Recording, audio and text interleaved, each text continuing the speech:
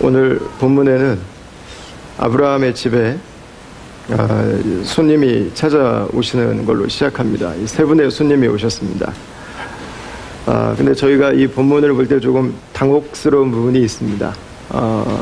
누구를 만나러 집을 가면 미리 약속을 하고 가야 됩니다. 제가 오늘 몇 시쯤 가겠습니다 라고 최소한 노티스를 주어야 됩니다. 근데 이 세 분은 무례하게 연락을 하지 않고 문 앞에 나타났습니다. 결례를 행하고 있는 것처럼 보입니다. 여러분, 그러나 이 연락을 하지 않고 나타나는 것은 중동의 문화에서는 조금도 무례하지 않습니다. 이것은 굉장히 자연스럽고 그냥 일상의 당연한 한 부분입니다. 이것을 이상하게 생각하는 중동 사람들은 없어요. 사실은 아시아나 아프리카 문화권에서도 연락하고 만나는 문화는 없어요. 그냥 언제든지 찾아갈 수 있고 언제든지 오픈되어 있는 관계 안에서 살았습니다. 이 본문에서 좀 더 당혹스러운 것은 약속하지 않고 찾아간 게 아니라 낮에 날이 뜨거울 때 찾아갔다고 하는 것입니다. 이전 번역에는 정오에 찾아갔다고 그랬어요. 정오, 낮 12시. 오늘 2시에 37도까지 올라간다고 하는데 여러분, 매일 그런 거예요. 매일 40도가 넘는 그 사막의 그 광야의 더위 속에서 정오에 여행을 하는 사람은 없어요.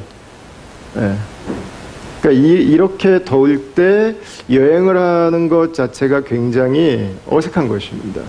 이게 좀 잘 안 맞아요. 왜 이분이 하필 이 시간에 오셨을까? 근데 이 본문에서 가장 당혹스러운 것은 1절에 나오는 표현입니다. 그 정오에 오신 분이 여호와였다는 것입니다. 하나님이었다고 하는 것. 이게 가장 당황스럽습니다. 이 아브라함과 사라는 자신들이 지금 손님들이 와서 대접을 했습니다. 이건 중동 문화에서는 굉장히 자연스럽습니다. 모르는 사람이 오더라도 언제 이 사람이 물을 마신 지 며칠이 됐는지 모르고 사막에서 음식을 먹은 지 얼마나 됐는지 모르기 때문에 누구라도 지나가면 음식을 대접하고 물을 나누고 그리고 쉬어갈 수 있도록 잠자리를 제공하는 것은 기본이었습니다. 기본. 제가 레바논하고 요르단 가보니까 선교사님들이 양쪽 나라가 다 똑같이 얘기하시더라고요. 목사님, 어느 집을 들어가든 3일까지는 재워줍니다. 어느 집을 들어가든 3일까지는 무조건 재워준대요. 근데 주인 기분이 좋으면 좀 더 재워주고, 그렇지 않으면 3일이 지났는데 더 잘하는 얘기가 없으면 이제 그때는 나가야 되는 때라고 이제 이야기를 하더라고요. 여러분, 지금까지 똑같아요. 지금까지. 아브라함하고 사라는 자신들이 대접하는 분들이 누군지 몰랐어요. 근데 이 세 분이 오셨는데 그 중에 한 분은 하나님이셨고 아마 두 분은 천사였을 것으로 생각을 합니다. 나중에 롯의 본문을 보면 천사들이라고 저희들이 이해를 할 수 있게 되죠. 하나님께서 아브라함을 찾아오셨는데 찾아오신 방식이 조금 독특해졌습니다. 전에도 하나님은 아브라함을 찾아오셔서 말씀하셨어요. 그죠? 내가 너에게 복을 주겠다. 내가 너를 복의 통로로 삼겠다. 말씀하셨어요. 하나님은 파라오를 통해서도 말씀하셨어요. 하나님은 하늘의 별을 보여주시면서도 말씀하셨어요. 하나님은 다양하게 아브라함에게 말씀하셨습니다. 그런데 오늘 본문에 하나님은 8절을 한번 보세요. 8절. 아브라함이 엉긴 젖과 우유와 하인이 요리한 송아지를 가져다가 그들 앞에 차려놓고 나무 아래에 모셔 섬에 그들이 먹으니라 그랬어요. 나무 아래다가 밥상을 차려주니까는요, 하나님이 드셨다는 거예요. 여러분, 음식을 먹었다라고 하는 것은 음식을 먹었다. 몸이 있는 거예요. 몸이 있는 거. 그냥 사람처럼 보였다가 아니에요. 사람 비슷한 무엇이 되었다가 아닙니다. 아브라함은 하나님의 발을 씻어드렸고 그리고 음식을 준비해드렸는데 그 음식을 하나님이 드셨습니다. 발을 씻어주셨다고 하는 것은 오래 걷다 보니까 발에 있는 내분비선이 활발하게 움직여서 땀이 나와서 그거를 씻어내야 될 필요가 있었다는 걸 의미하고, 음식을 드셨다고 하는 것은 배가 고파서 위장이 비어 있었다고 하는 것을 의미하는 것입니다. 여러분, 하나님께서 사람으로 오셨습니다. 물론 우리와 다 똑같은 사람은 아닙니다. 우리는 어머니에게서 태어났는데 이분은 어머니에게서 출산의 과정을 거치지 않은 분이셨습니다. 여러분, 이분은 아브라함과 사라에게 찾아오셔서 내년 이맘때 아들이 있을 것이다, 확실할 것이다, 이렇게 약속하셨어요. 다시 한번 그것을 컨펌 해주셨습니다. 여러분, 그러나 하나님은 그냥 말씀만 하지 않으셨어요. 하나님은 말씀만 하신 것이 아니라 그것이 사실일 거라고 하는 것을 직접 보여주셨어요. 어떻게? 하나님 자신이 사람이 되심으로. 엘샤다이의 하나님, 진흙으로 사람을 만드신 하나님, 이 우주에 기가 막히고 놀라운 질서를 만드신 그 하나님이 직접 자신이 진흙 가운데 만드셨던 그 사람의 모습으로 이 땅에 찾아오신 것입니다. 여러분, 하나님이 사람이 되는 게 어려울까요? 생리가 끊어진 여인이 아기를 낳는 게 어려울까요? 하나님은 지금 자신의 존재로 말씀하고 있는 거예요. 자신의 존재로. 하나님은 지금 여러 가지 방식으로 아브라함에게 약속하셨어요. 말씀하셨어요. 근데 이제는 자신의 존재로 말씀하고 계신 거예요. 하나님이 여기에, 하나님이 계신다면, 하나님이 사람에 대해서 이 땅에 오셨다면, 사라가 아들을 낳는 것은 가능한 일이라고 하는 것입니다. 여러분, 우리는 이 아브라함 사건을 보면서 어떻게 더 이상 아이를 낳을 수 없는 이 할머니가 아이를 낳았을까요? 우리는 더 관심을 갖기 쉽습니다. 여러분, 그러나 모세가 지금 강조하고 싶어하는 내용은 그게 아니에요. 그것은 하나님께는 쉬운 일입니다. 이 본문에서 우리는 하나님께서 아브라함에게 약속하고 있는 그 내용, 아니 어떻게 더 이상 아이를 낳을 수 없는 인간적인 가능성이 다 끊어졌는데 아이를 낳을 수 있을까요? 우리는 계속 몰입하고 싶어요. 그런데 여러분, 본문은 우리의 그 작은 염려와 작은 고민을 다 산산조각 내버려요. 하나님이 사람에 대해서 눈앞에 나타나셨기 때문에. 여러분, 모세가 말하고 싶어하는 건 지금 이거예요. 이게 더 큰 사건이에요. 그 하나님이 계시다면 가능하다는 거예요. 그 하나님이 약속하신 거라면 이건 충분히 이루어진다는 거예요. 사라에게 일어날 일은 결과예요. 결과. 아주 작은 일. 중요한 것은 하나님 그분이 계시고, 하나님 그분이 약속하시고, 하나님 그분이 신실하게 그 약속을 지켜가고 계시다고 하는 것입니다.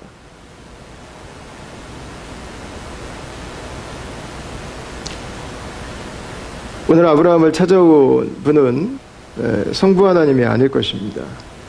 성부 하나님을 본 사람은 아무도 없습니다. 오늘 아브라함을 찾아온 하나님은 성자 하나님이십니다. 근데 이 아브라함은 이분이 하나님이라고 하는 것을 전혀 눈치채지 못했어요. 같이 말씀을 나누고, 같이 그분을 섬기고, 같이 대화를 나누고, 같이 기도하고, 하나님 나라의 일에 대해서 앞으로 소돔과 고모라가 어떻게 돼야 될지, 그 같이 하나님 나라에 대해서 이 이야기를 나누었는데도 그분이 누군지 잘 몰랐어요. 여러분, 이 성자 하나님께서 마리아를 통해서 이 땅에 오신 분이 예수님이십니다. 근데 예수님께서 이 땅에 오셨을 때도 똑같았어요. 그분은 사람으로 이 땅에 오셨습니다. 그분은 함께 음식을 드셨고, 그분은 함께 규제를 했고, 그분은 함께 하나님 나라의 일에 대해서 나누고, 그분은 함께 하나님께서 앞으로 어떤 일들을 계획하고 계시는지를 말씀해 주셨습니다. 여러분, 그러나 유대인들은 예수님이 누군지를 알지 못했어요. 그분과 함께 밥을 먹고, 그분과 함께 같은 시대를 살아가고, 그분과 같은 거리를 걷고, 그분이 하시는 이야기를 듣고, 그분과 함께 삶을 살아갔음에도 불구하고 그들은 예수님이 누군지를 몰랐어요. 그들은 예수님을 영접하고 예수님을 섬기고 그분의 말씀에 순종하기보다 그분을 거절하고 그분을 십자가에 못 박았습니다. 여러분, 예수님께서는 그것을 알고 오신 거였어요. 바로 그런 자들에게 오신 거였어요. 바로 그런 자들을 구원하기 위해서 오신 것이었습니다. 바로 그들을 사랑해서 오신 것이었습니다. 그것이 바로 하나님의 아들이 이 땅에 오신 그 이유였습니다. 여러분, 예수님께서는 십자가에 죽으시고 부활하셔서 승천하셨습니다. 그리고 우리에게 아버지의 성령을 선물로 보내주셨습니다. 여러분, 여기서 우리는 분명한 사실들을 깨닫게 됩니다. 아브라함 인생 가운데 찾아오셨던 이 성자 하나님, 그리고 역사 속에 찾아오셨던 그 예수 그리스도를 통해서 하나님이 살아계시다는 것입니다. 하나님이 살아계시다. 하나님 그분의 언약이, 하나님 그분의 말씀이, 구약 성경은 사실이라는 것입니다. 진리라는 것입니다. 그리고 역사는 하나님의 말씀이 이루어져가는 과정이라는 것입니다. 그리고 그 하나님께서 우리와 함께 계시다고 하는 것입니다. 이런 것을 보여주고 있는 거예요. 예수님은 승천하셨습니다. 그리고 우리에게 하나님이 우리와 함께 하시고 우리를 사랑하신다고 하는 이 말씀을 남겨주신 것입니다. 여러분, 저는 우리 공동체 안에 아직 예수님을 알지 못하는 분이 계시다면 여러분들의 삶 가운데서 꼭 예수님을 만나게 되시기를 주님의 이름으로 축원합니다. 예수님을 만나고 그분을 예배하는 삶을 살아가십시오. 우리가 이미 예수님을 영접했다면 그 다음에 우리가 깨달아야 되는 건 무엇입니까? 이 하나님께서 오늘도 성령으로 우리와 함께 하신다고 하는 것을 우리가 믿음으로 살아가는 것입니다. 우리가 내 옆에 함께 있는 형제 자매를 바라볼 때 여러분, 그냥 형제 자매만 바라보지 마십시오. 그분과 함께 성령께서 함께하고 계십니다. 나의 아내를 바라볼 때, 나의 남편을 바라볼 때 그분만 보지 마십시오. 성령의 그분과 함께 있습니다. 나의 자녀를 바라볼 때, 우리가 일터에서 만나는 사람들, 여러분, 우리가 인간적으로만 이해하기 쉬워요. 그냥 친구라고만 생각하기 쉬워요. 그냥 가족이라고만 생각할 수 있어요. 그냥 일로만 볼 수 있어요. 그러면 여러분, 우리는 가장 중요한 것을 놓치는 것입니다. 그 가운데 주님이 함께하고 계세요. 그 가운데 주님이 말씀하고 계세요. 그 가운데 하나님께서 일하고 계신 것입니다. 여러분, 내 옆에 있는 분을 대할 때 그 안에 하나님께서 계신 분으로 대하십시오. 우리가 예배할 때 그냥 사람들끼리 모여가지고 교회에서 부르는 노래를 부르고 함께 교회에서 진행하는 의식을 하고 교회에서 하는 그 행사들을 행한다고 생각하고 이곳에 와서 앉아있을 수도 있습니다. 여러분, 그러나 그렇다면 그것은 예배를 잘 이해하지 못하고 있는 것입니다. 우리가 예배하는 이유는 이곳에 하나님이 계시기 때문입니다. 그것이 우리가 예배하는 이유예요. 그것이 우리가 그리스도인으로서 이 세상을 살아가는 그 우리의 삶의 태도, 우리가 사용하는 언어, 그리고 우리의 마음가짐을 결정해 주는 것이죠. 자, 하나님은 그렇게 아브라함에게 찾아가 주셨습니다.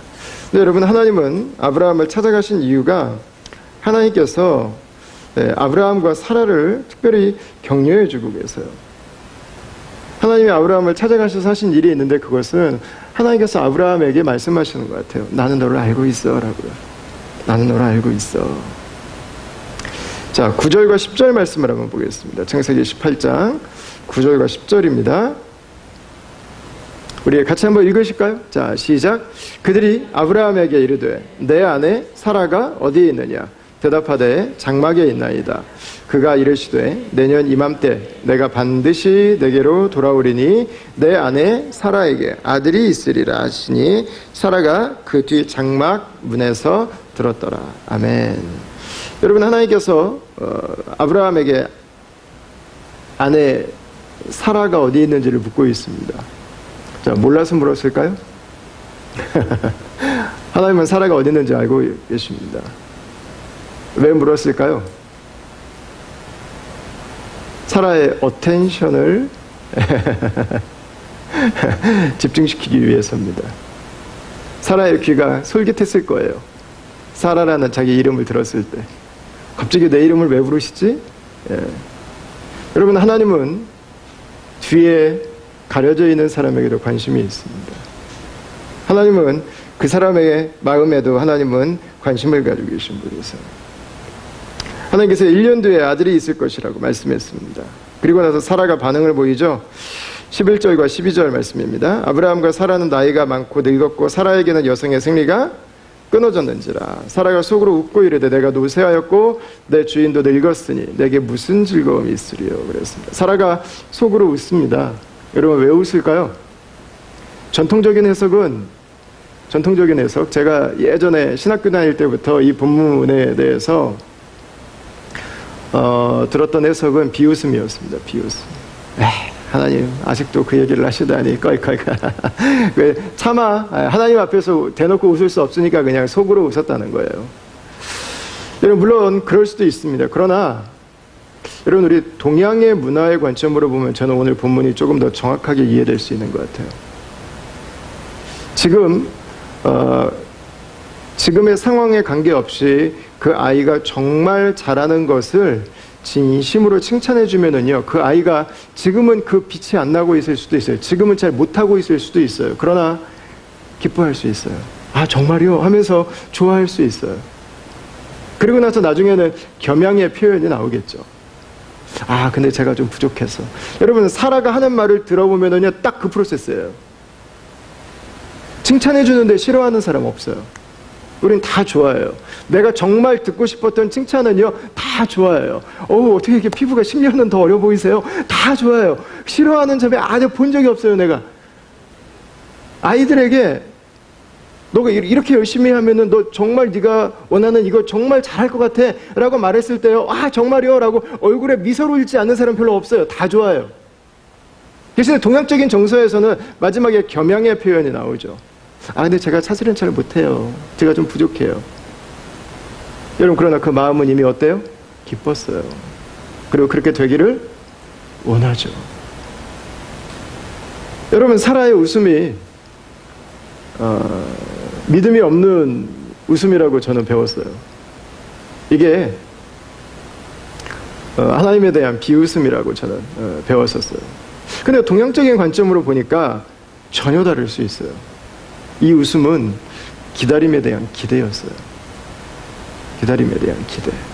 사라는 믿음이 있어요. 그녀는 하나님을 신뢰하는 여인이었어요. 하나님이 직접 말씀하셨잖아요. 내가 구한 게 아니라. 그 하나님께서 말씀하시는데 여러분 어떻게 웃지 않을 수 있어요? 아 정말이요? 이제 온 거군요. 그러나 현실이 문득 깨달아졌죠. 아 근데 이게 어떻게 가능할까요? 여러분 하나님은 사라를 아셨어요. 하나님은 노쇠한 사라의 그 연약한 몸을 아셨어요. 그런데 하나님은 동시에 사라의 마음 안에 있는 그 믿음도 아셨습니다. 그래서 하나님께서 14절에 이렇게 말씀하시죠. 같이 한번 읽어볼까요? 여호와께 능하지 못한 일이 있겠느냐. 기한이 이를 때에 내가 내게로 돌아오리니 사라에게 아들이 있으리라. 아멘. 여러분 하나님은 이 말씀을 해주시고 싶으셨던 것 같아요. 그리고 나서 제가 여기 기록하진 않았지만 그 뒤에 보면 하나님과 사라가 계속 옥신각신하는 내용들이 오늘 우리가 읽은 본문의 뒷부분에 보면 계속 나옵니다. 이건 저는 약간의 유머인 것 같아요. 유머. 하나님께서 사라와 함께 지금 조크를 주고받고 계신 거예요. 여러분 사라가 내년에 아들이 있을 것을 믿었을까요? 안 믿었을까요? 믿었을까요? 안 믿었을까요? 엘샤다이 하나님께서 여호와께 능하지 못한 일이 있겠느냐? 라고 하는 이 선포로 여러분 그 말씀을 믿을 수도 있었을 것 같아요. 근데 저는 사라의 입장이라면 조금 더 다른 이유로도 믿을 수 있었을 것 같아요. 하나님은 사라를 알고 계셨다는 거예요.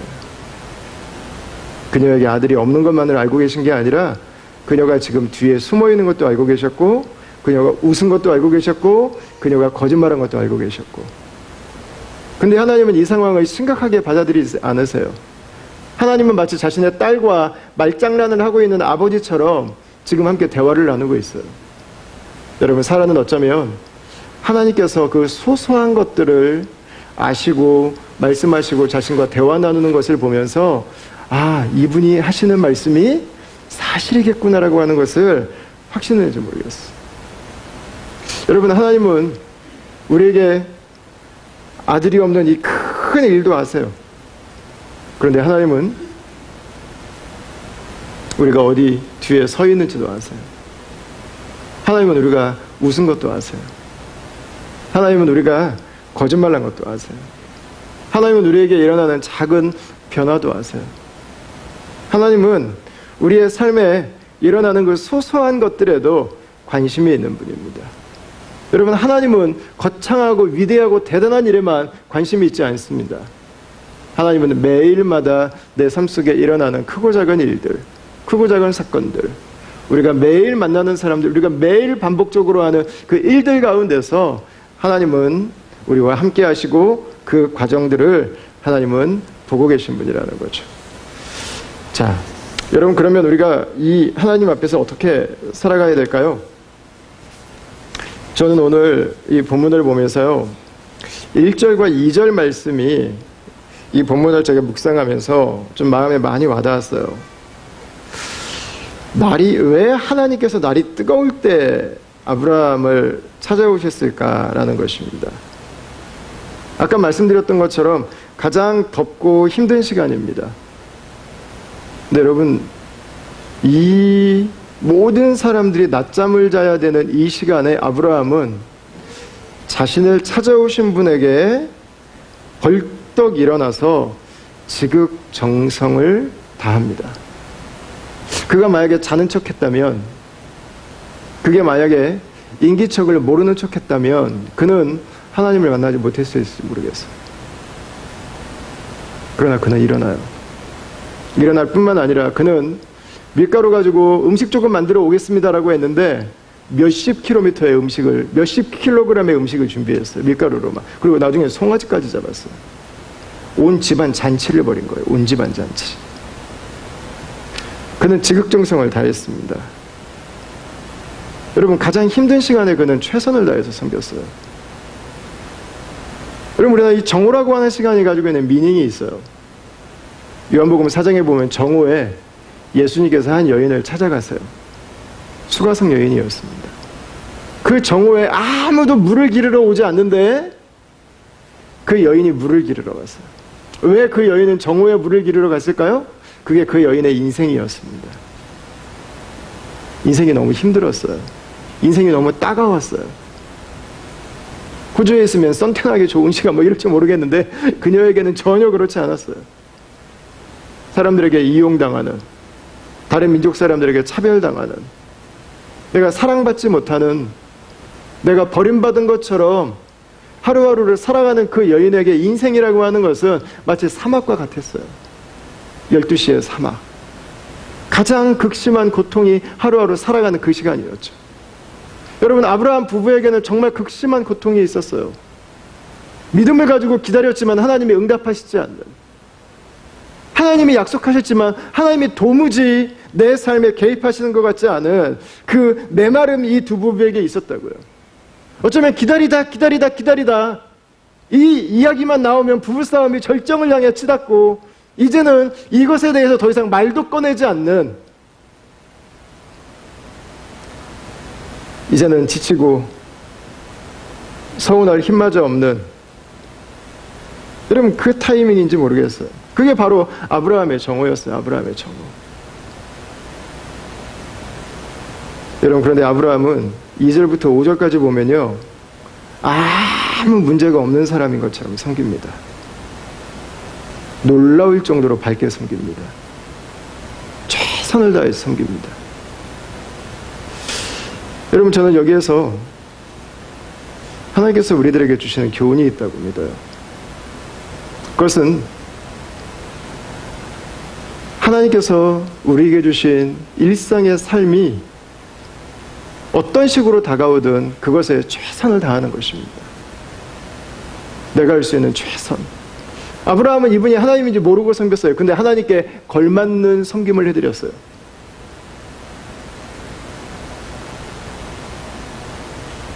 여러분, 우리가 어떻게 이런 섬김을 살아갈 수 있을까요? 나에게 보내주신 이 사람이 하나님이 보내주신 사람이라면 우리는 최선을 다할 수 있을 것 같아요. 나에게 맡겨주신 이 일이 하나님이 맡겨주신 일이라면 우리는 하나님을 섬기듯 최선을 다할 수 있을 것 같아요. 이 일이 그냥 지나가는 일이 아니라 하나님께서 지금 내 삶에 일어나게 하신 것이라면 여러분, 우리는 그것이 나의 좋고 싫음을 넘어서 우리는 최선을 다해서 섬길 수 있을 것 같습니다. 여러분들, 아브라함이 왜 이렇게 열심히 최선을 다해 섬겼을까요? 저는 아브라함의 인생 가운데 있었던 하나님의 부르심의 역사가 아닐까 싶어요. 내가 너로 열방의 축복이 되게 하겠다고 하는 말씀. 내가 너로 인해서 세상 모든 사람이 복을 받게 하겠다고 하는 바로 그 말씀. 하나님이 나로 말미암아서 이 세상이 복을 받게 하신다고 하셨지. 그때부터 아브라함은 자신의 집에 찾아오는 사람을 최선을 다해 섬기기 시작한 거예요. 하나님이 자기에게 맡긴 일이라면 최선을 다해서 감당하는 거죠. 이게 바로 주님의 일인 것처럼, 이 사람이 바로 주님이 나에게 보내주신 바로 그 사람인 것처럼 말이죠. 여러분, 그리고 아브라함은 하나님을 섬겼어요. 하나님을 섬기는 그 축복을 누렸어요. 여러분, 아브라함이 뒷짐지고 됐습니다, 나중에 오시죠 했다면 아브라함의 인생 가운데 찾아오셨던 그 하나님을 섬기는 기회를 갖지 못했을 것입니다. 여러분, 인생을 불행하게 사랑하는 사람들의 특징 중에 하나는 자신의 문제에 골몰한다고 하는 것입니다. 내 문제가 세상에서 가장 크다고 믿어요. 내가 세상에서 가장 불행하다고 믿습니다. 내가 가지고 있는 문제가 가장 아프다고 생각합니다. 하루에도 몇 번씩 마음속에서 화산이 터지고 내 마음속에서 끔찍한 사건들이 일어나는 일들이 반복되게 되죠. 여러분, 우리는 날마다 절망하는 삶을 살 수도 있습니다. 우리의 삶의 환경들을 묵상하다 보면 우리는 얼마든지 절망할 수 있습니다. 여러분, 중요한 것은 우리는 큰일 때문에만 절망하지 않는다는 거예요. 너무 사소하고 작은 일 가지고도 우리는 절망한다는 것입니다. 동시에 우리의 삶은 반대로 하나님을 만나는 삶이 될 수도 있습니다. 여러분, 그 차이는 무엇일까요? 내 삶에 하나님을 더하는 것입니다. 내 삶에 하나님을 더하는 것. 내 관계에 하나님을 더하십시오. 나와 함께 있는 사람이 나와 그냥 함께 있는 사람이 아니라 우리의 만남 가운데 하나님이 계시다고 하는 것을 기억하는 것입니다. 하나님이 계신 것처럼, 하나님이 보내주신 사람인 것처럼 한 분 한 분들을 섬기는 것입니다. 그 일들을 감당해 나가는 것입니다.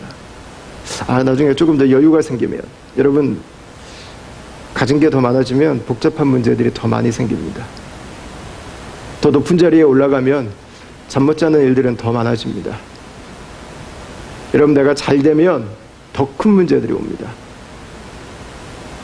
그때까지 미룰 필요가 없습니다. 지금부터 하는 것입니다. 지금부터. 아브라함은 나이가 100세예요. 100세. 적지 않은 나이입니다. 그럼에도 불구하고 그는 자신이 할 수 있는 최선을 다합니다. 그는 자신이 해야 되는 일을 섬김의 마인드로 감당합니다. 그는 자신의 섬김을 최선을 다한 섬김으로 감당해냅니다. 여러분, 그 섬김 가운데서 그는 하나님을 기쁘시게 하는 자들이 되죠. 여러분, 어떻게 하면 될까요? 만약에 이 일이 하나님이 나에게 주신 일이라면 여러분, 미루지 마세요. 그냥 기쁨으로 감당하십시오. 이 일이 하나님의 뜻이라고 믿는다면 여러분, 고민하지 마세요. 주저하지 마세요. 기쁨으로 섬기세요. 이걸 하나님이 기뻐하셔? 그러면 내 몸을 거기에 적응시키세요. 내 몸을. 조건 따지고 상황 따져서 하나님의 기쁨이 나타날 수 없어요. 하나님을 섬길 수 없어요. 조건이 다 돼야 하나님 섬기겠다고 하면 결국은 아무것도 하지 못합니다. 일평생 하나님을 섬기는 축복은 누리지 못합니다. 일평생 하나님의 역사를 보지 못합니다. 여러분, 피곤하고 나도 쉬고 싶고 나도 힘든 시간이었어요. 그러나 빵을 만들고 쉬고 있는 사람들까지 깨워가지고 음식 만들려고 이 귀찮게 하는 여러분, 이 아브라함은 나뿐만 아니라 함께 사는 모든 사람들이 하나님을 섬기는 축복에 동참하도록 했습니다. 그리고 자신의 인생을 통해서 하나님의 언약이 성취돼가는 것을 바라보게 됐죠. 사랑하는 다음 가족 여러분, 2018년도가 가고 2019년도가 이제 진짜 코앞에 다가왔습니다. 우리가 새해를 기대하면서 아마 가지고 있는 여러 가지 기도 제목들이 있을 거라고 생각합니다. 여러분, 몇몇 가지 우리에게 있어야 되는 중요한 사건들이 우리에게 큰 의미가 있을 수 있습니다. 그러나 하나님은 우리에게 365일을 주셨습니다. 365일 중에서 5일만 의미가 있고 360일은 폐기 처분해드릴 수도 있습니다. 우리는. 여러분, 그러나 하나님께서 우리에게 주신 삶은 매일매일이 값진 가치가 있는 삶입니다. 왜냐하면 그리스도께서 365일을 구속해서 바로 저와 여러분들에게 주셨기 때문에 그렇습니다. 여러분, 그 365일의 삶이 어떻게 하면 가장 값진 삶이 될 수 있을까요? 여러분, 나는 저 여러분들이 그 365일의 시간들을 예수님과 함께 살아갈 수 있기를 바랍니다. 예수님과 함께 동행하는 삶이 되기를 바라요. 나에게 주신 그 모든 일들, 내가 만나는 한 사람 한 사람들을 그분을 섬기듯이 섬기는 삶이 될 수 있기를 바랍니다. 마치 이분이 예수님인 것처럼, 마치 이 일이 하나님께서 나에게 직접 맡겨주신 그 일인 것처럼 섬기는 것입니다. 여러분, 그때 우리는 우리의 삶의 여정들 가운데서 하나님을 보게 될 것입니다. 그리고 하나님께서 그 일들을 통해서 하나님의 역사를 이루어가는 것들을 우리가 만나게 될 것입니다. 오늘 우리가 성찬 예식을 행했습니다. 지난주에 할례에 대해서 함께 말씀 나눴죠. 아브라함부터 시작해서 이스라엘 백성들이 할례를 행했습니다. 대를 이어서. 이게 어디로 가는 거지? 다 몰랐어요. 근데 2000년이 지나고 나니까 하나님의 아들이 사람으로 이 땅에 오셨습니다. 여러분, 예수님께서 우리를 하나님의 자녀로 거듭나게 해주셨습니다. 그리고 우리에게 성찬식을 직접 명해 주셨습니다. 우리가 내년에도 열심히 살아가다가 성찬에 계속해서 참여할 것입니다. 나는 예수께 속한 사람입니다. 나는 예수를 따라 살아가고 있습니다. 내 삶의 모든 것은 예수님이 주인이십니다. 나는 그분을 섬기듯이 나에게 주신 삶을 살아갑니다. 여러분, 이 고백을 행하면서 우리에게 주신 하루하루를 살아갈 때, 우리가 성찬을 행하면서 하루하루를 지내갈 때, 여러분, 언젠가 성경에 약속된 것처럼 그 예수님은 다시 오실 것입니다. 저 여러분들이 특별한 사람, 특별한 사건, 특별한 날들이 아니라 매일매일 우리에게 주신 그 일상 하루하루의 삶이 주님과 함께 동행함으로 주님 다시 오실 그날을 예비하고 우리에게 약속하신 주님의 말씀이 내 삶 가운데 이루어지고 하나님 그분을 만나는 여러분 그 기가 막힌 은혜가 있는 2019년 한 해가 될 수 있기를 주의 이름으로 축원합니다.